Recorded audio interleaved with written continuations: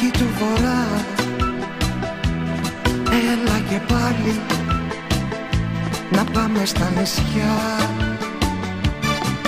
Ο Κάρολ με τρώει μοναξιά. Τα καλοκαίρια εσύ είσαι η χαρά. Έλα με το πρώτο αεροπλάνο στο ελληνικό. Θα περιμένω να σε ξαναδώ. Έλα τέλος πάντων ό,τι θέλεις.